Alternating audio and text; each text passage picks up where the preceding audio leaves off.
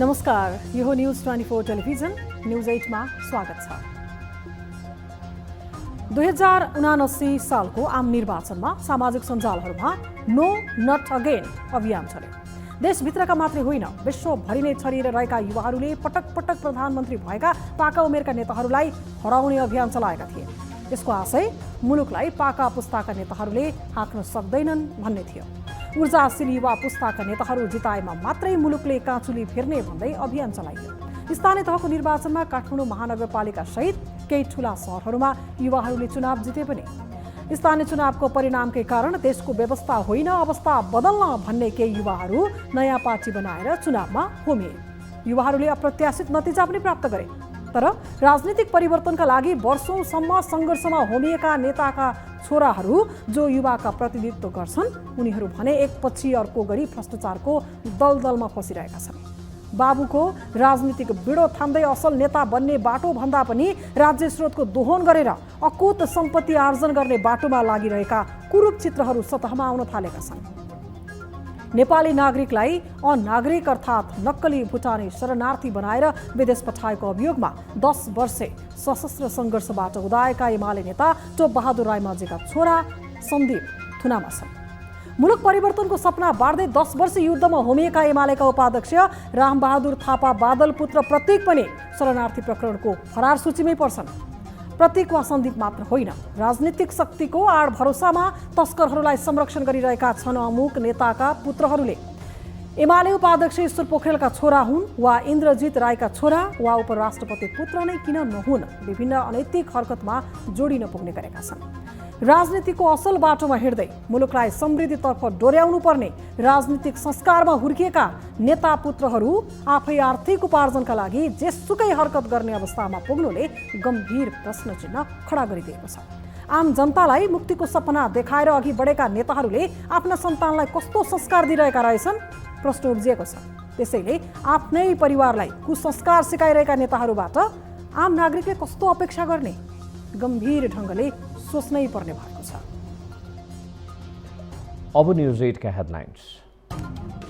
शरणार्थी प्रकरणको अनुसन्धान जारी रहेपछि प्रहरी अधिकारी सुरुवा गर्न देउवाको सक्रियतासँगै दबावमा प्रचण्ड। बालुवाटारमा शीर्ष नेताहरूले उन्मुक्ति दिन थालेको लिङ्गदेनको आरोप। आदेश दिने मन्त्री परिषदको अध्यक्षता गर्ने मान्छेहरूलाई किन थुन्न सकेन? प्रधानमन्त्री र सभामुखको पहलले संसद अवरोध खोल्न नसकेपछि सक्रियता बढाउँदै राष्ट्रपति रामचन्द्र पौडेल सर्वदलीय बैठक बोलाउने तयारी, राष्ट्रपतिको भूमिकाको खोजी।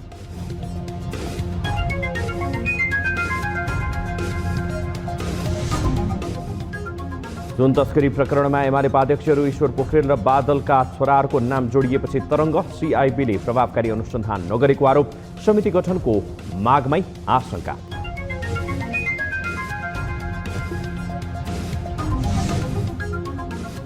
बर्दिया स्थित नेपाल भारत सीमावर्ती क्षेत्रका 74 सीमा स्तम्भ हराए। जीर्ण पिल्लरहरू पुनर्स्थापनाको पर्खाइमा, चुस्त दुरुस्त हुन नसक्दा सीमावासीलाई हैरानी। सशस्त्रले सीमा हेर्न भन्दै पन्छिए सिरियो।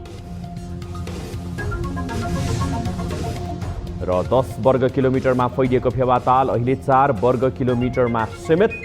ढल र अतिक्रमणले सङ्कटमा फेवाताल, संरक्षणमा सरकारवालाको ध्यान नपुगेको गुनासो। हैन, अब यो माथिल्लो तटीय क्षेत्रबाट गुरु योजना बनाउनु पर्यो।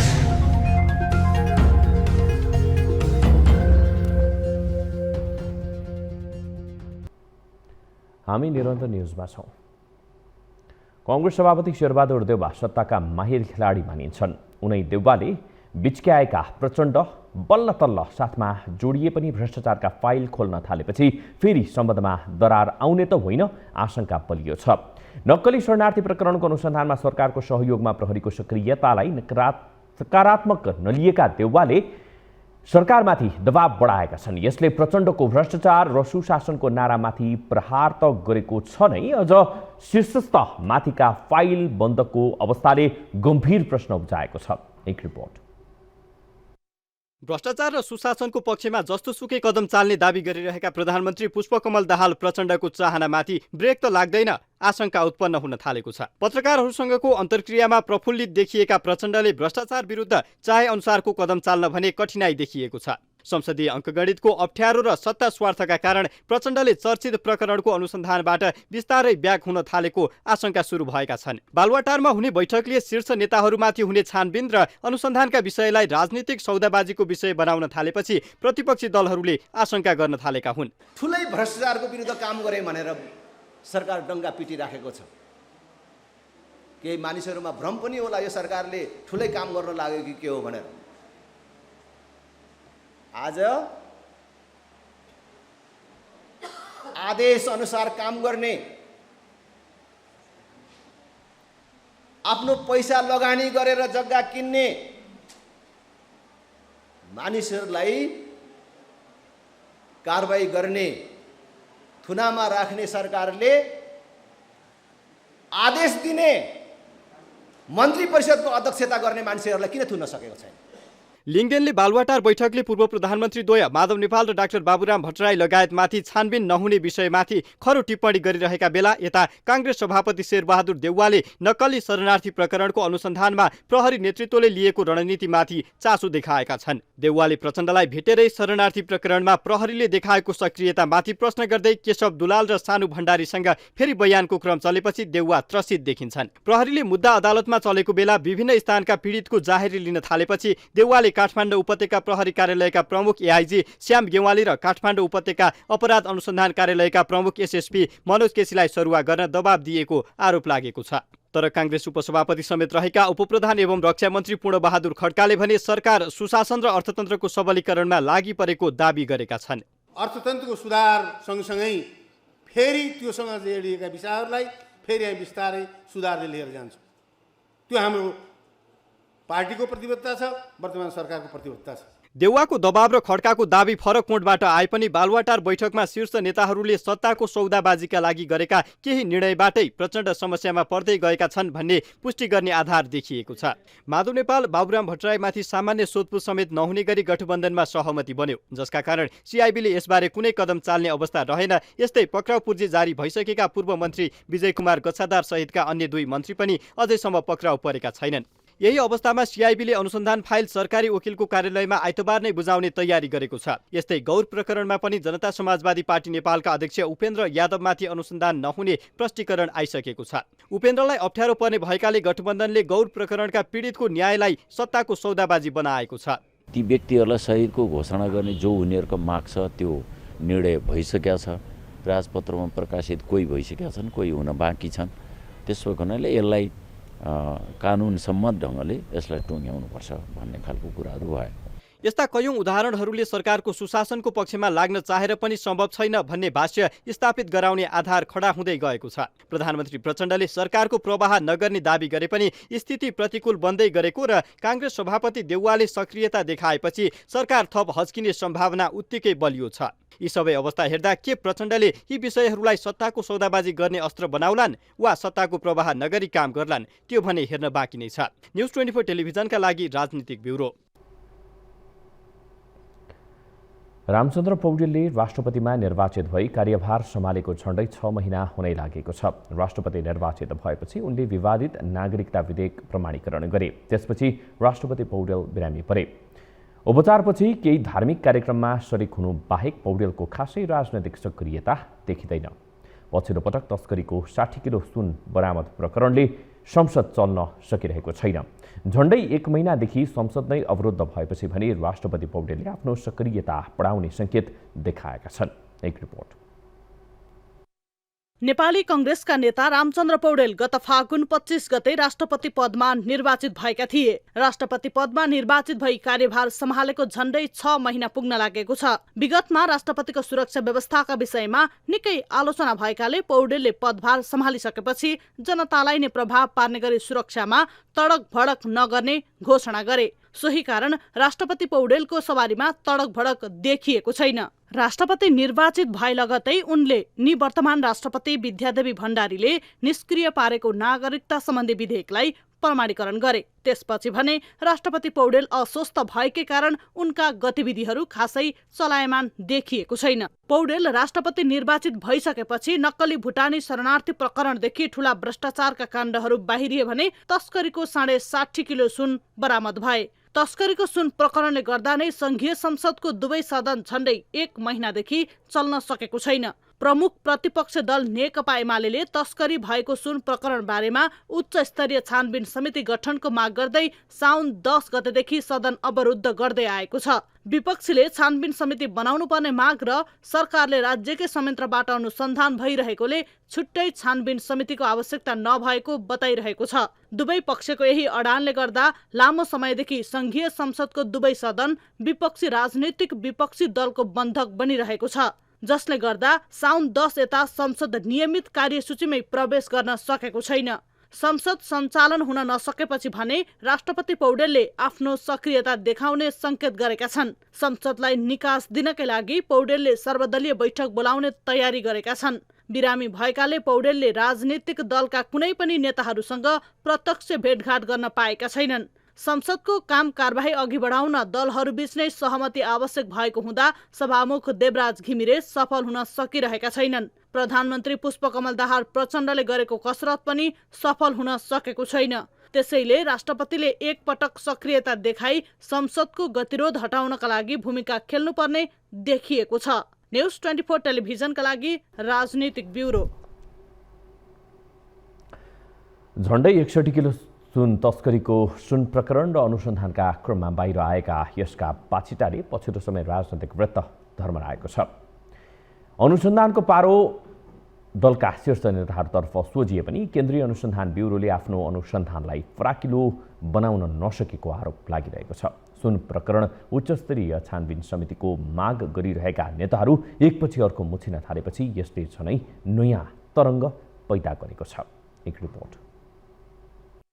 झण्डै 61 किलो सुन तस्करी प्रकरणको अनुसन्धान गर्ने जिम्मा केन्द्रीय अनुसन्धान ब्युरो CIBले पाएको 2 साता बित्नै लाग्यो। यस प्रकरणमा शुक्रबार बिहान मात्रै थप 2 जना चिनिया नागरिक पक्राउ परेका छन्। यो सहित हालसम्म 23 जनालाई CIBको टोलीले नियन्त्रणमा लिएर अनुसन्धान गरिरहेको छ। शुक्रबार पक्राउ परेका 2 चिनिया नागरिक भने हालसम्म पक्राउ परेका मध्ये सबैभन्दा उच्च तहमा बसेर तस्करीको काम गरिरहेको निष्कर्ष CIBको छ। तर तस्करीको साँठगाँठ र उठबस भएका उच्च तहका नेताहरू पनि न त पक्राउ परेका छन् न त अनुसन्धानमै तानिएका छन्। माथिल्लो तहका नेताहरू अनुसन्धानमा नतानिएकोमा विभिन्न शङ्का उपशङ्का भइरहँदा पक्राउ परेका विदेशी तस्करले CIBसँगको बयानमा एमाले वरिष्ठ उपाध्यक्ष ईश्वर पोखरेलका छोरा स्वराज र एमालेकै अर्का उपाध्यक्ष रामबहादुर थापा बादलका छोरा प्रतीकको नाम जोडेका छन्। यसले नयाँ तरङ्ग पैदा गरिदिएको छ। यद्यपि पोखरेलले यस विषयमा वक्तव्य नै जारी गरी यस प्रकरणमा जोडिएका दावा छिरिङसँग आफ्नो परिवारको कुनै सम्बन्ध नरहेको स्पष्ट पारेका छन्। साथै उनले यस्ता खबर सार्वजनिक गर्ने विरुद्ध कानुनी कारबाही गर्ने समेत चेतावनी दिएका छन्। एमाले उपाध्यक्ष बादलले भने कुनै प्रतिक्रिया जनाएका छैनन्। सरकारकै संलग्नता रहेको 61 किलो सुन प्रकरणमा जबरजस्ती एमालेलाई जोड्न खोजेर सरकारले अनुसन्धानलाई अन्तै मोड्ने प्रपञ्च रचेको एमाले नेताहरूको आरोप छ। यो चिजलाई उपेक्षा गर्ने कुराले उनीहरू यो प्रकरणमा आफै संलग्न छन् भन्ने कुरालाई पुष्टि गर्दै लागेका छन्। यदि उनीहरू यो सुन प्रकरणमा नजोडिएका हुन्थे भने आयोग गठन गर्ने कुरामा किन आएको? यता सरकारकै नेतृत्व गरिरहेको माओवादीका केही प्रभावशाली नेताहरूकै नाम सतहमा आएपछि कतै साँच्चीकै अनुसन्धान प्रभावित हुने त होइन, यो प्रश्न जनस्तरमा समेत उठ्न थालेको छ। तर गृहमन्त्री नारायण काजी श्रेष्ठ भने कसैको धम्कीले भ्रष्टाचार विरुद्धको अभियान नरोकिने दावी गर्दै आएका छन्। अझ उल्टै तस्करका संरक्षकहरूले सरकार विरुद्ध घेराबन्दी गरेको उनको आरोप छ। राम्रो काम गर्न लागेपछि नराम्राहरूले राम्रो काम सहजै अगाडि बढ्नु दिँदैन। त्यसकारणले हामीको अहिलेको आवश्यकता चाहिँ तस्करहरू छटपटियो भनेर, ठगहरू छटपटियो भनेर, भ्रष्टाचारीहरू छटपटियो भनेर, अपराधीहरू छटपटियो भनेर, तिनका रक्षा गर्ने मान्छेहरू, तिनका संरक्षकहरू चलबलाए भनेर, तिनले सरकारलाई अप्ठ्यारो पर्यो भनेर भो अब तै चुप मै चुप भएर बसौँ, पहिला जे छ त्यस्तै गरौँ भन्ने पक्षमा सरकार छैन। सुन तस्करीकै विषयलाई लिएर प्रमुख प्रतिपक्षी एमाले साउन 10 गतेदेखि निरन्तर संसद अवरोध गर्दै आएको छ। सरकारकै मातहतमा रहेको CIB सरकारबाट प्रभावित हुने भन्दै यसको अनुसन्धानका लागि उच्चस्तरीय छानबिन समिति नै अन्तिम विकल्प भएको एमालेको अडान छ। एमालेको हठमा काङ्ग्रेसका संस्थापन इतर पक्षका सांसदहरूले पनि साथ दिइरहेका छन्। यस्तोमा सत्तापक्ष र प्रतिपक्षको स्वार्थको लडाईँमा कतै अनुसन्धान प्रक्रिया बिथोलिने त होइन? जनस्तरमा उठिरहेका यस्ता प्रश्नलाई चिर्न र साँच्चीकै सरकार भ्रष्टाचार र सुशासनको पक्षमा दृढ रहेको आभास दिलाउन फरक ढङ्गले सोच्नुपर्ने बेला भएको छ। न्यूज 24 टेलिभिजनका लागि टिभी जर्नलिस्ट शीतल रिजालको रिपोर्ट। चिकित्सा शिक्षा ऐनका कारण नेपालमा सञ्चालन हुँदै आएको 78 नर्सिङ क्याम्पस बन्द भएको भन्दै चिकित्सा शिक्षा ऐन परिमार्जन हुनुपर्ने आवाज उठ्न थालेको छ। नेपालको नर्सिङ क्याम्पस बन्द भएपछि छिमेकी मुलुक भारतले यसको फाइदा उठाउँदै धमाधम नर्सिङ क्याम्पस खोल्न थालेको छ। त्यसैले पछि नेपालमा भएका क्याम्पस बन्द गराएर विद्यार्थीलाई बाहिरन बाध्य बनाउने ऐन संशोधनको माग गर्दै सञ्चालकहरू सडकमै उत्रिएका छन्। एक रिपोर्ट। चिकित्सा शिक्षा ऐन परिमार्जन गर्नुपर्ने, सिटिभिटीको तत्काल पुनर्संरचना गर्नुपर्ने, स्तरोन्नति गर्न नयाँ बाँकी रहेका संस्थाहरूको तत्काल भर्ना खोल्नुपर्ने, चिकित्सा शिक्षा आयोग र सिटिभिटीका कारण बन्द भएका नर्सिङ कलेजहरूमा तत्काल भर्ना खोल्नुपर्ने, नर्सिङ लगायत पारामेडिकल विषयहरू चिकित्सा शिक्षाबाट अलग गर्नुपर्ने, हरेक तहका लागि छुट्टै अस्पताल चाहिने कार्यविधि खारेज गर्नुपर्ने, विश्वविद्यालय, प्रतिष्ठान, विषयगत काउन्सिल र सिटिभिटीको स्वायत्ततामाथि हस्तक्षेप बन्द गर्नुपर्ने जस्ता माग राखेर विगत 6 दिनदेखि क्याम्पस सञ्चालकहरू धरनामा छन्। नर्सिङ क्याम्पसका सञ्चालक, शिक्षक, कर्मचारी तथा विद्यार्थीले चिकित्सा शिक्षा सङ्घर्ष समिति नै बनाएर माइतीघरमा धरनामा बसेका छन्। हाम्रा अस्पतालमा राम्रोसँगले क्लिनिकल प्र्याक्टिस विद्यार्थीले पाइरहेका थिए र यो चाहिँ 100 बेडको अस्पतालको चाहिँ एउटा चाहिँ फन्डा निकालेर चाहिँ हाम्रा कलेजहरू बन्द गराइयो र हाम्रै करिकुलम, हामीले पढाएको करिकुलम, हाम्रै जस्तो चाहिँ कलेज चाहिँ इन्डियाले चाहिँ जति सङ्ख्यामा बन्द भएका छन् नेपालमा त्योभन्दा धेरै सङ्ख्यामा कलेज खोलेर नेपाली विद्यार्थीहरूलाई त्यहाँ पढाइएको छ। नेपालमा सञ्चालन हुँदै आएका नर्सिङ क्याम्पस बन्द हुँदा नर्सिङ पढ्न चाहने विद्यार्थी विदेशी न बाध्य भएको उनीहरूको भनाइ छ। अरबौं लगानी गरेर सञ्चालन गरेका क्याम्पस बन्द हुँदा ठूलै नोक्सानी बेहोर्नु परेको हुनाले उक्त ऐन संशोधन गर्नुपर्ने सञ्चालकको माग छ। सर्टिफिकेट लेभल कार्यक्रमहरू अहिले ध्वस्तै भइसक्यो। अब त्यो कार्यक्रम हाम्रो, म आफ्नै कलेजको उदाहरण के छ, हाम्रो कलेजको 2.5 अरबभन्दा बढीको प्रोपर्टी छ। 2.5 अरबभन्दा प्रोपर्टीमा त्यो कलेज अहिले तासो घर ढल्ने अवस्थामा पुगिसक्यो। यसलाई कसरी इमेजिन गर्नुहुन्छ कि त्यो 2 अरब 2.5 अरब प्रोपर्टी अब टिचरहरूलाई, त्यहाँको स्टाफ भनौँ, त्यो स्टाफ कर्मचारीहरूलाई तलब दिन नसक्ने स्थिति आउँदैछ। लोन लिएर त त्यो इम्प्लोइजहरूलाई उ गर्न सक्ने स्थिति त छैन। अब चिकित्सा शिक्षा ऐनमा उल्लेख भएको बाध्यकारी नियमका कारण भविष्यमा मेडिकल क्षेत्रमा जनशक्ति अभाव हुने देखिएको छ।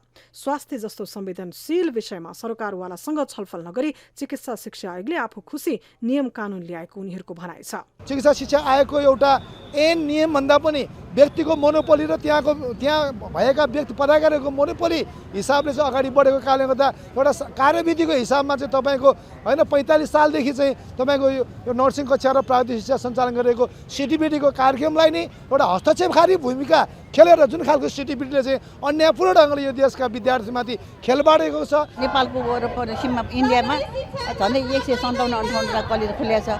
त्यो कलेजहरूमा चाहिँ हाम्रो विद्यार्थीहरू सबै त्यहाँ जान थाल्यो है।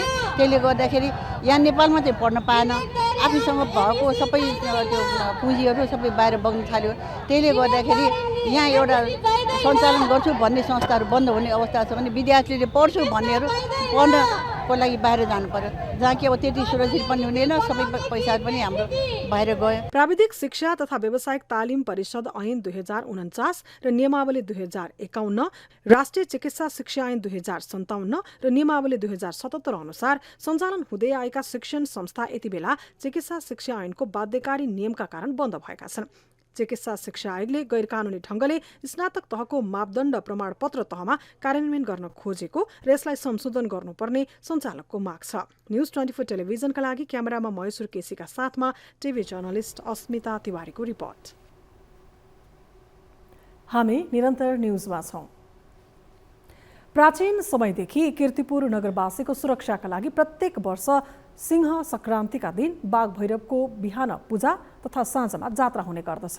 कीर्तिपुर नगरपालिका 1 स्थित बाघ भैरव मन्दिर तथा त्यस आसपास क्षेत्रमा गरिने पूजा र जात्राका लागि नगरवासीको सहभागिता रहने गर्दछ। जात्राको अवसरमा बाघ भैरवको शक्ति प्रदर्शनका लागि मूर्तिलाई खटमा राखेर 4 जनाले बोकेर कीर्तिपुरको नगर परिक्रमा गराइन्छ। एक रिपोर्ट।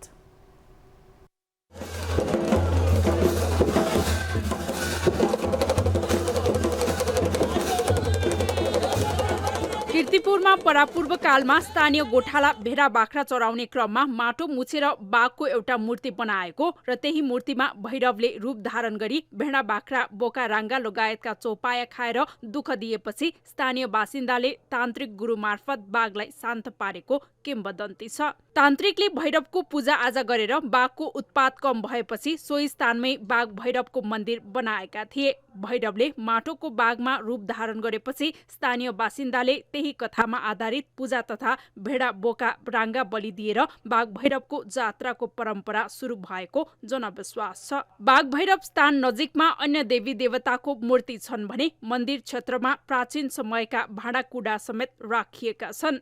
बाघ भैरवको उत्पत्तिबारे पुरातात्विक प्रमाण भने फेला परेका छैनन् र किम्वदन्तीका आधारमा जात्रा सञ्चालन गरिएको पाइन्छ।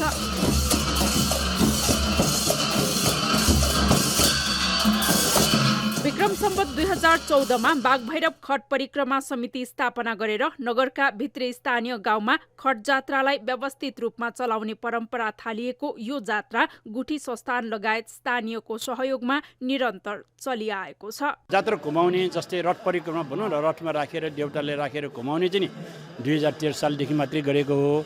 तर पर्व भनेर चाहिँ जुन यहाँ भित्र चाहिँ पूजाआजा गर्ने अनि यहाँ चाहिँ मतलब धेरै छन् कि यहाँ भित्रको विधि काम गर्नेहरू पनि धेरै छ। त्यो चाहिँ सनातन पहिलेदेखि नै चाहिँ चलेर। जात्राको रमाइलो पक्ष भनेको उक्त मन्दिरमा 108 पटक परिक्रमा गरेमा पारिवारिक सुख शान्ति कायम भई मनका इच्छा पूरा हुने, समृद्धि प्राप्त हुने विश्वास गरिएको स्थानीयहरू बताउँछन्। भैरव सङ्क्रान्ति भाद्र 1 गते चाहिँ हरेक वर्ष बाघ भैरव जात्रा त मनाउँदा यसको अब यो निरन्तरता कहिलेदेखि भन्दा अब यो हाम्रो पिता पुर्खा कहिलेदेखि सरेको भयो। अब यो चाहिँ जतिसुकै गाह्रो अवस्था भयो भने यो चाहिँ कन्टिन्यू चाहिँ हुन्छ। यसमा चाहिँ दुविधा नमान्नु भयो भने सहयोगको रूपमा चाहिँ होइन सहयोगी मन र सहयोगी हातहरू प्रशस्त छन् है। गुठी संस्थानले के सहयोग गरेको छ पुरानो अब हाम्रो अब कति जेनेरेसन अगाडि कति पुर्खा अगाडिले राखेको गुठीबाट त्यसबाट आउने आस्था पनि छ, तर त्यो नगर्ने मात्रामा छ। तर त्योभन्दा धेरै गुणा बढी चाहिँ सहयोगी हातहरू प्रशस्त रूपमा आउँछ, त्यो चाहिँ आएको छ। आजको जात्रामा सबै यो हाम्रो कीर्तिपुर भ्याली सबै घुमाउँछ। घुमाएर 12-1 बजेसम्म यतिकै नै मान्छे हुन्छ, योभन्दा बढी मान्छे हुन्छ। नेपाल सम्वत 335मा पाटनका पिम्बहालका महापात्र जगतपाल वर्माले बाघ भैरव देवताको पुरानो मन्दिर भत्काएर पुनर्निर्माण गराई 3 तले पेगौडा शैलीमा मन्दिर बनाएको बाघ भैरवको प्रत्येक 12 वर्षमा एक पटक विशेष जात्रा गरिन्छ। त्यस जात्रा अन्तर्गत विभिन्न देवी देवताका नाच देखाइन्छ। भैरव, बाराही, गणेश, कुमारी, ब्रह्मायनी, रुद्रायनी, श्वेत भैरव, सिम्बा, धुम्बा सहित 12 जना देवताको नाच प्रदर्शन गरिन्छ। कीर्तिपुरका बासिन्दाका इष्ट देवताका रूपमा समेत बाघ भैरवलाई मानिएको छ। काठमाडौँ नजिकैको सांस्कृतिक सहर कीर्तिपुरमा मनाइने बाघ भैरव जात्रा एउटा धार्मिक सांस्कृतिक उत्सव मात्र नभएर कीर्तिपुरकै पहिचान बनिसकेको छ। कीर्तिपुर नगरको स्थापनासँगै निर्माण भएको मानिने बाघ भैरव मन्दिर र यहाँ प्रत्येक वर्ष सिंह संक्रान्तिका दिन मनाइने बाघ भैरव जात्राको उचित प्रवर्धन गर्न सके यसले यो क्षेत्रकै धार्मिक तथा सांस्कृतिक पर्यटनको विकासमा पनि ठूलो योगदान दिन सक्छ। क्यामेरामा अशोक मानन्दरका साथ टिभी जर्नलिस्ट अनुला जोशी, कीर्तिपुर, काठमाडौँ। भारतमा नै विवादास्पद छविका बागेश्वर धामका संस्थापक आचार्य धीरेन्द्र कृष्ण शास्त्री काठमाडौँमा छन्। चौधरी ग्रुप एवं सिजी कर्पोरेसन ग्लोबलका प्रबन्ध निर्देशक वरुण चौधरीको निमन्त्रणामा भदौ 2 देखि 4 गतेसम्म नवलपरासी स्थित शाश्वत धाममा हनुमन्त कथा वाचन गर्न बागेश्वर नेपाल आएका हुन्। बागेश्वर धाम सरकारका नामले चर्चित बागेश्वर आध्यात्मिक गुरुका रूपमा परिचित उनले शुक्रबार साँझ पशुपतिनाथ मन्दिरमा दर्शन गरेका छन्। एक रिपोर्ट। अहिले हामी पशुपति क्षेत्रमा रहेका छौँ र भारतका चर्चित बाबा नेपाल आउनुभएको छ। बागेश्वर धाम सरकारबाट चर्चित नामका बाबा पशुपतिनाथ आएसँगै यहाँ दर्शनार्थीहरूको घुइँचो लागेको छ। व्यवस्थापकीय कमजोरीका कारण यहाँ दर्शनार्थीहरूले दर्शन गर्न भने पाएनन्। यद्यपि यहाँ नेपाल र भारतबाट पनि थुप्रै भक्तजनहरूको घुइँचो लागेको छ।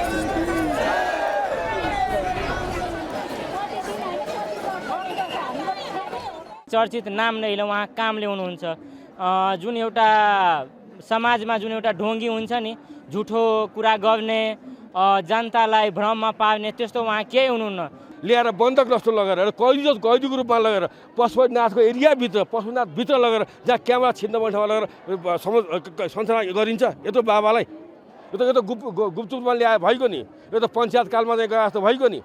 बुढाबुढी अपाङ्गहरू असहायहरूलाई त त्यसको त व्यवस्था केही हुनु पर्यो नि, छैन, केही पनि सिस्टमै छैन यहाँ।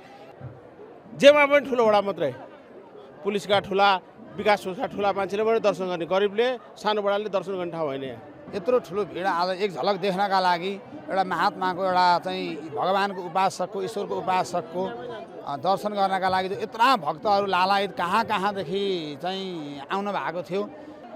उहाँहरूले यो यत्रो महान पुरुष आज तीर्थ क्षेत्रमा आएर पशुपतिमा दर्शन गर्न उहाँ आउनुभएको बखतमा यत्रा भक्तहरूमाथि चाहिँ यो सिधै अन्याय भयो। त्यो आफ्नै नेपाल आफ्नै जनतालाई उस नगरिकन यस्तो इन्डियनहरूलाई यस्तो भिआइपी गरेर मलाई चाहिँ यो मन परेन। नहीं वो बहुत अच्छा लगा। वो भारत से आए हैं, मैं भी भारत से हूँ, और हमारे बाबा जी कम से कम इतना है, हिंदू के लिए भारत छोड़ करके नेपाल में भी आ गए। हरेक ठुला चाड पर्वमा पशुपति क्षेत्रमा दर्शनार्थीहरूको ठुलो घुइँचो लाग्ने गरेको छ र हरेक पल्ट पशुपति क्षेत्र विकास कोषको व्यवस्थापकीय कमजोरी रहँदै आएको छ। पशुपति विकास कोषले आफ्नो कमजोरी सुधार्न आवश्यक देखिन्छ। न्युज 24 टेलिभिजनका लागि क्यामेरामा कान्छा डङ्गोलका साथमा TV journalist Elisa Aryal, Kathmandu. Celebrity doctor Diljan मन्सुरले अपनाउँदै आएको उपचार विधि अवैज्ञानिक रहेको ठहर गर्दै नेपाल मेडिकल काउन्सिलले उनलाई अन्तिम चेतावनी दिएको छ। डाक्टर मन्सुरले उपचारमा अवैज्ञानिक विधि अपनाएकाले प्रचलित मूल्य मान्यता अनुसार मात्रै बिरामीको उपचार गर्न काउन्सिलले चेतावनी दिएको हो। एक रिपोर्ट।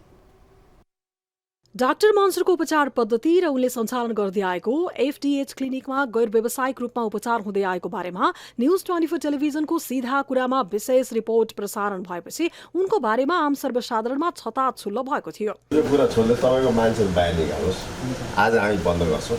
अरू कुराहरू चाहिँ भोलि तपाईँको कुरा सही रहेछ होइन, गलत तपाईँहरूको प्रविधि ठिक रहेछ भने भोलिका दिनहरूमा त्यो कारणले छानबिन गर्ला, स्वास्थ्य सम्बन्धीका निकायले छानबिन गर्ला, फेरि चलाउन पाउनु होला। अहिलेलाई तपाईँहरूले क्लिनिक बन्द गर्नुहोस् है। डाक्टर मन्सुरको उपचार विधि अपनाउँदा स्वास्थ्यमा प्रतिकूल असर परेको भन्दै थुप्रै पीडित न्युज 24 को सम्पर्कमा आएका थिए। मलाई एकदमै गाह्रो भयो, मेरो पेट सफा भएन, मलाई गाह्रो भयो, वाको कौला जस्तो पेट भारी, खान पनि मन नलाग्न थाल्यो 7-8 दिनपछि चाहिँ। अनि डाक्टरले दहीमा नुन राखेर खानु भन्नुहुन्थ्यो पेट सफा गर्नलाई। बारम्बार त्यही खान्थे तर हुँदैन थियो। अनि 20औं दिनमा पुग्दाखेरि मेरो पेट एक्कासी एकदमै फुलेर आयो होइन। पेट फुलेर आइसकेपछि मैले डाक्टरलाई इन्फर्म गरेँ, तपाईँको पालो आउनु अझै 10 दिन बाँकी छ भन्यो मलाई। इमर्जेन्सीमा बसेर एक्सरे गर्दाखेरि मलाई सिधै चाहिँ आइसियू बस्नुपर्छ भनेर म आइसियूमा बसेँ। त्यसपछि डिस्चार्ज भएपछि नि उहाँकोमा गएपछि उहाँले के गर्नुभयो भने तपाईँलाई त मैले इन्टरमिडिएट फास्टिङ त नबस्नु भनेको छ भनेर त्यसकै तलपट्टि नो भनेर चाहिँ लेख्नुभयो। अनि मैले भनेँ अनि तपाईँलाई त नबस्नु भने मेरै अघितिर अहिले भर्खर लेख्नु भएछ भन्दाखेरि उहाँले पत्याउनु भएन। हामीलाई प्रयोगशाला बनाइयो, अरूलाई नबनाओस् होइन, किनभने अलरेडी अब हामी त सफर गर्दैछौँ नि त। उहाँको कारण मैले डबल डोजको औषधिमा बसिरहेको छु भनेपछि कतिजना त बोल्नै सक्नु भएको छैन भने नि मैले अघि पनि घरकै मान्छेलाई खाना दिइजानुभएको छ भनेपछि पछि काठमाडौँ महानगरपालिकाले डाक्टर मन्सुरको क्लिनिक बन्द समेत गरिदिएको थियो। डाक्टर मन्सुरको उपचार विधिको बारेमा काउन्सिलमा उजुरी समेत परेको थियो। सोही उजुरीका आधारमा छानबिन पश्चात नेपाल मेडिकल काउन्सिलको साउन 26 गते बसेको पूर्ण बैठकले उपचारका लागि उनले क्लिनिकमा आउने सबै बिरामीलाई एकै प्रकारको डाइट प्लान दिनु गलत भएको निष्कर्ष निकालेको हो। सबै बिरामीहरूलाई एउटै कक्षमा राखी एकै प्रकारको परामर्श गरेको, फरक किसिमका रोगहरूका लागि पनि एउटै डाइट प्लान दिएको, अन्य चिकित्सकले सिफारिस गरेका औषधिहरू आफू खुसी थप घट गरेको, काउन्सिलको प्रेस्क्रिप्सन गाइडलाइन पालना नगरेको, शारीरिक तौल घटाउन स्थापित विधि किटो डाइट सिफारिस गरेको, दीर्घ रोगीहरूको नियमित औषधि रोकिदिएपछि क्षति हुन सक्ने देखिएको जस्ता कारण उनको उपचार पद्धति वैज्ञानिक नभएको काउन्सिलको ठहर छ। प्रचलित पद्धति भन्दा फरक र तथ्य प्रमाणित नभएका उपचार विधि तत्काल रोक्न र बिरामीलाई व्यक्तिगत रूपमा परामर्श दिन पनि काउन्सिलले निर्देशन दिएको छ। नेपाल भारत सीमा बर्दिया नजिक 10 गजा क्षेत्रमा सीमा स्तम्भहरू हराएका छन्। बर्दियाको नेपाल भारत सीमा क्षेत्रमा मुख्य सीमा स्तम्भ, सहायक सीमा स्तम्भ र साना सीमा स्तम्भ गरी 245 वटा सीमा स्तम्भहरू मध्ये कतिपय मर्मत हुन सकेका छैनन् भने कतिपय पिलरहरू सीमा क्षेत्रबाट हराएका हुन्। प्रत्येक वर्ष आउने बबई नदीको बाढीले सीमा पिलर समेत बगाउने गरेको छ। एक रिपोर्ट। बर्दियाको नेपाल भारत सीमा क्षेत्रमा मात्र मुख्य सीमा स्तम्भ 42, सहायक सीमा स्तम्भ 68 र सानो सीमा स्तम्भ 135 गरी कुल 245 सीमा स्तम्भ रहेका छन्। मर्मत गर्नुपर्ने मुख्य सीमा स्तम्भ 1, सहायक सीमा स्तम्भ 2 र सानो सीमा स्तम्भ 18 गरी 21 वटा देखिन्छ भने अहिलेसम्म सहायक र सानो गरी 34 वटा सीमा स्तम्भ हराएका छन्। त्यसै गरी नेपाल भारत सिमाना छुट्याउने मुख्य सीमा स्तम्भ 5, सहायक सीमा स्तम्भ 9 र सानो सीमा स्तम्भ 58 गरी कुल 72 वटा सीमा स्तम्भ अहिलेसम्म भेटिएको छैन।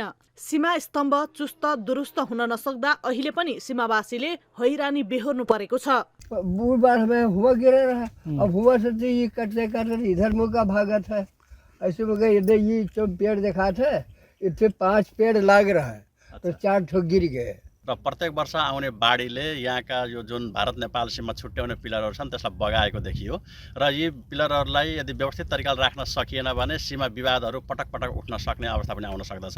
तसर्थ यी सीमा पिलरहरूलाई व्यवस्थित गर्ने सन्दर्भमा दुवै पक्ष सकारात्मक भएर लाग्नुपर्ने अवस्था छ र यसको संरक्षणको दायित्व पनि नेपालमा कसको भन्ने कुरा पनि त्यति स्पष्ट हुन सकेन। बर्दियाको नेपाल भारत सिमानामा मात्र अहिलेसम्म करिब 3 दर्जन सीमा सुरक्षाका पिलरहरू बबई नदीले बगाएको छ। नदीले बगाएका सीमा पिलर खोजी हुन सकेको छैन भने भएका सीमा पिलर पनि जीर्ण बन्दै गएका छन्। सीमा स्तम्भको जीर्णोद्वारमा सरकार उदासीन देखिएको स्थानीय जनप्रतिनिधिको गुनासो छ। अहिले त्यो चाहिँ नदीको बिचमा छ भने कतिपय निशानै मेटिएको छ। यसलाई चाहिँ हामीले चाहिँ संरक्षण नगर्ने हो भने अब यसै त नेपाललाई भारतले थिचिराखेको छ, भारतले गरिराखेको छ भने अब हामीले यसलाई संरक्षण नगर्ने, सिमानाका ती पिलरहरूलाई हामीले नहेर्ने हो भने अब हाम्रो नेपाल भारतले कब्जा गर्दै गर्दै जान्छ। सीमा सुरक्षाका लागि बर्दियामा मात्र सशस्त्र प्रहरीको 31 नम्बर गण, 8 वटा बोर्डर सुरक्षा पोस्ट र 5 वटा फरवार्ड बेस मार्फत सीमा क्षेत्रमा सुरक्षा प्रदान गरिरहेको छ। सीमा स्तम्भहरू हराएका कारण नदीको साँध सिमानामा समेत असर परेको छ। जिल्ला प्रशासन कार्यालय बर्दियाका सहायक प्रमुख जिल्ला अधिकारी मोहन प्रसाद अर्यालले नेपाल भारतको सिमाना हेर्ने जिम्मेवारी सशस्त्र प्रहरीको भएको र आफूहरूले मात्र गरेर केही नहुने बताए। अहिलेसम्म भन्नाले केही पिलरहरू मिसिङ भएको छ। अहिलेको अस्तिको बाढीले पनि एउटा पिलर चाहिँ बगाएर लग्यो भन्ने देखिएको छ। अब त्यो अहिले नदी हिँडिराखेको त्यो ठाउँबाट अब नदी सुकिसकेपछि के हो त्यो अवस्था। बर्दिया जिल्लाको 83 किलोमिटर सीमा क्षेत्रमा रहेका 245 सीमा स्तम्भ मध्येमा 90 वटा सीमा स्तम्भ मात्र चुस्त दुरुस्त देखिन्छन् भने 28 वटा सीमा स्तम्भ मर्मत गर्नुपर्ने देखिन्छ। जीर्ण रहेका गरी 21 वटा स्तम्भ पुनर्निर्माण गर्नुपर्ने छ भने 35 वटा सीमा स्तम्भ खोलाले बगाएको देखिन्छ भने कुल 72 वटा सीमा स्तम्भ अहिलेसम्म पनि नेपाल भारत सीमा क्षेत्रमा फेला पर्न सकेको छैन। सरकारले अहिलेसम्म सीमा पिलरहरू सुरक्षित राख्न सकेको आवाज समेत गराउन सकेको छैन। त्यसैले पनि बगाएका र हराएका सीमा पिलरहरू भेटाउनका लागि भए पनि यसको खोजबिन हुन जरुरी देखिएको छ। न्युज 24 टेलिभिजनका लागि ज्योतिपन्थी, बर्दिया। फेवाताललाई पोखराको मुटु मानिन्छ, तर वर्षेनी फेवामा प्राकृतिक तथा मानवीय अतिक्रमण बढ्दछ। केही अध्ययनले फेवाताल अहिलेकै गतिमा घट्दै जाने हो भने इतिहासमा फेवाताल पोखराको भूगोलबाट हराउन समेत सक्ने प्रक्षेपण गरिएका छन्। तर पनि यसलाई संरक्षण गर्नुपर्ने निकायहरू भने मौन छन्। एक रिपोर्ट। फेवातालको क्षेत्रफल वर्षेनी घट्दै गइरहेको छ। 2018 सालमा 10 वर्ग किलोमिटरमा फैलिएको विशाल फेवाताल अहिले 4 वर्ग किलोमिटरमा खुम्चिएको छ। जति पटक फेवातालको क्षेत्रफल मापन गरिएको छ त्यति नै पटक फेवाको क्षेत्रफल पनि घट्दै गएको छ। फेवातालको क्षेत्रफल घट्नुमा प्राकृतिक कारणहरूसँगै मानवीय अतिक्रमण पनि देखिन्छ। विभिन्न अध्ययन प्रतिवेदन अनुसार अहिलेकै गतिमा अतिक्रमण गरिएमा 75 वर्षदेखि 125 वर्षमा फेवा अहिलेको अस्तित्वबाट पुरै नामेट हुनेछ। ढुङ्गा गिटी बालु आएर चाहिँ लेदो आएर पुर्या छ। अब 2018 सालमा 10 वर्ग किलोमिटर चाहिँ फैलिएको फेवाताल 64 आउँदा पानीले ढाकेको भाग केवल 4.2 छ भने त अब कति वर्ष लाग्यो त्यो 18बाट चाहिँ 64 आउँदा। प्रतिवेदनमै उल्लेख भए जस्तो फेवा पुरै पुरिएर विशाल मैदानमा परिणत भयो भने अहिलेको जस्तो चलायमान र गुलजार पोखरा बन्ला त भन्ने प्रश्नहरू उब्जिएका छन्। पर्यटनको राजधानी सहर पोखरा भन्दै आएका पोखरेलीको आर्थिक, सामाजिक तथा वातावरणीय अवस्थामा समेत ठूलो प्रभाव पर्ने भन्दै यस्तो परिकल्पना समेत गर्न नसकिने फेवा संरक्षण कर्मीहरू बताउँछन्। फेवातालको अस्तित्व बचाउनको लागि पनि हैन, अब यो माथिल्लो तटीय क्षेत्रबाट गुरु योजना बनाउनु पर्यो, माथिल्लो तटीय क्षेत्रका जनतालाई फाइदा हुने गरेर फेवाताल जोगाउनु पर्यो र यहाँका जुन पानी ढलहरू छन्, फिर्के खोला लगायतका सहरी क्षेत्र बढेर आउने बुलौदी खोला छन्, फिर्के खोला छन्, अनि अन्य ढलहरू छन्, त्यो ढलको व्यवस्थापन हुन सक्दैन। जबसम्म व्यवस्थापन गरिँदैन, जबसम्म त्यसलाई फिल्टर गरिँदैन, प्रशोधन गरिँदैन, अनि त्यो पानी सिधै ढलमा यहाँ फेवातालमा मिसाइन्छ भने फेवाताल अस्तित्व रहँदैन। फेवातालको मौलिकता र गुण हराउँदै जाँदा पनि स्थानीय पर्यटन व्यवसायीहरू नै फेवालाई सिद्ध्याउन तछाड मछाड गरिरहेका छन्। प्राकृतिक रूपमा सङ्कट उन्मुख बनेको फेवालाई संरक्षण गरेर बचाइराख्नुको सट्टा स्थानीयले नै तालमै ढल मिसाएर प्रदूषित बनाइदिएका छन्। फेवाका विभिन्न किनारबाट सिंचाई कुलो, ढल कुलाहरू फेवामा मिसिन्छ, तर तालको अतिक्रमण रोक्न स्थानीय, महानगरपालिका र सरकारवालाले सकिरहेका छैनन्। फेवाताल बिनाको पोखराको परिकल्पना गर्न सकिन्न। फेवाताल एउटा अभिन्न अङ्ग हो पोखराको र विश्वकै एउटा महत्त्वपूर्ण सम्पदा सूचीमा परेको ठाउँ पनि हो। त्यसो भएको भएर फेवातालको संरक्षण अपरिहार्य छ। यसमा महानगरपालिकाले कुनै पनि कमजोरी कहीँ पनि मूल्य चाहिँ चुकाउन तपाईँ फेवाताल संरक्षणको सन्दर्भमा तयार छ। पछिल्लो समय फेवाको पानी प्रदूषित मात्रै नभई भविष्यमा पोखराको वातावरण नै धुमिल हुने संकेतहरू समेत देखिँदै गएका छन्। फेवामा आश्रित स्थानीय जलचरहरू हराइसकेका छन् भने फेवा आसपासमा देखिने चराहरू समेत अहिले देखिन छाडेका छन्। विगतको तुलनामा पोखराको तापक्रम समेत बढ्दै गएको छ। फेवा नै लोप भयो भने पोखराका अन्य जल केन्द्रहरू समेत क्रमशः हराउँदै जाने सम्बन्धी जानकारहरूको बुझाइ छ। त्यसैले यस्तो भयानक अवस्थाबाट जोगिन बेलैमा सबै क्षेत्रका मानिसहरू सचेत भएर फेवा संरक्षणमा जुट्नुको विकल्प देखिँदैन। न्युज 24 टेलिभिजनका लागि पोखराबाट टिभी जर्नलिस्ट विमल छेत्रीको रिपोर्ट। न्युजहरू अझै बाँकी छन्, अब पालो ब्रेकको। हामी निरन्तर न्युजमा छौँ। अब वेदर अपडेट।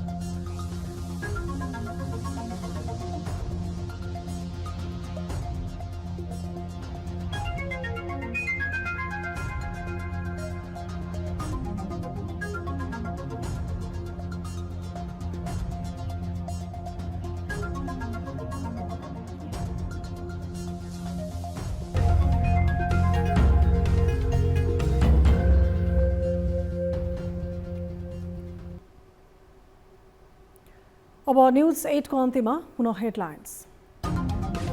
शरणार्थी प्रकरणको अनुसन्धान जारी रहेपछि प्रहरी अधिकारी सरुवा गर्न देउवाको सक्रियतासँगै दबावमा प्रचण्ड। पालवटारमा शीर्ष नेताहरूले उन्मुक्ति दिन थालेको लिङ्गदेनको आरोप। आदेश दिने मन्त्री परिषदको अध्यक्षता गर्ने मान्छेहरूलाई किन थुन्न सक्दैन? प्रधानमन्त्री र सभामुखको पहलले संसद अवरोध खुल्न नसकेपछि सक्रियता बढाउँदै राष्ट्रपति रामचन्द्र पौडेल। सर्वदलीय बैठक बोलाउने तयारी, राष्ट्रपतिको भूमिकाको खोजी।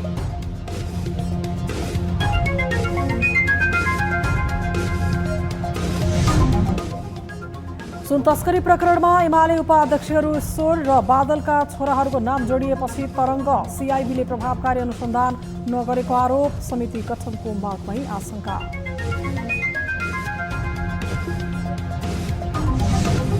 बर्दिया स्थित नेपाल भारत सीमावर्ती क्षेत्रका 74 सीमा स्तम्भ हराए। जीर्ण पिलरहरू पुनर्स्थापनाको पर्खाइमा, चुस्त दुरुस्त हुन नसक्दा सीमावासीलाई हैरानी।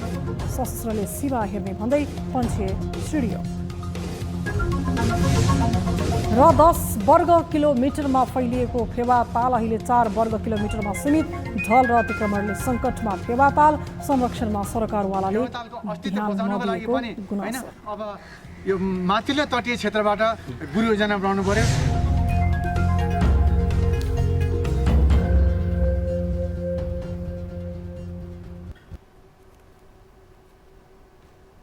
न्युज 8 अहिलेलाई यति नै। जाँदा जाँदै ताली र गालीका लागि हामीले सोधेको प्रश्न। नेकपा एमाले सार्वजनिक कार्यक्रम मञ्चमा पार्टी अध्यक्ष केपी शर्मा ओलीको मात्र फोटो राख्न आफ्नो पार्टी पङ्क्तिलाई गरेको परिपत्र सही छ भनेले तालीमा र छैन भनेले गालीमा हाम्रो पात्रको एप्लिकेसनमा गएर भोट गर्न सक्नुहुनेछ।